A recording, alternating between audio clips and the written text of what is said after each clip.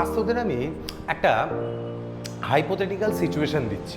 Suppose ধর একদিন প্রচণ্ড বৃষ্টি হচ্ছে, তোর বৃষ্টির মাঝখানে তুই ধর বাইরে গেলি, বাইরে যাওয়ার সময় তুই পকেটে করে একটা চামচ নিয়ে তুই ধর বৃষ্টির মধ্যে দিয়ে হাঁটছিস আর চেষ্টা করছিস চামচটা ভরার জন্য। তুই 3 মিনিট হাঁটবি, দেখবি তোর চামচটা ভরে গেছে। এবার দেখ সিচুয়েশনটা একটু চেঞ্জ করে দিচ্ছি। তুই ধর একটা গ্লাস নিয়ে এই বৃষ্টির মধ্যে বেরোলি, 5-7 মিনিট 10 মিনিট হাঁটবি, দেখবি অবভিয়াসলি কি গ্লাসটা কিছুক্ষণ বাদে ভরে গেছে।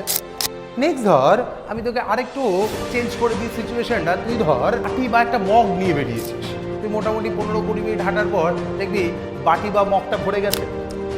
বাটি বা মগ চামচ গ্লাস বাবু ছেড়ে দে, তুই ধর ওই বৃষ্টির মধ্যে একটা বালতি নিয়ে বেরিয়েছিস, মোটামুটি 1 ঘন্টা 1.5 ঘন্টা তুই বৃষ্টিতে থাকলে তোর দেখবি বালতিটাও ভরে যাচ্ছে। রাদার পয়েন্ট ইজ নট চামচ, বাটি, গ্লাস বা বালতি, বৃষ্টি কিন্তু সবটাই ঘুরিয়ে দিচ্ছে।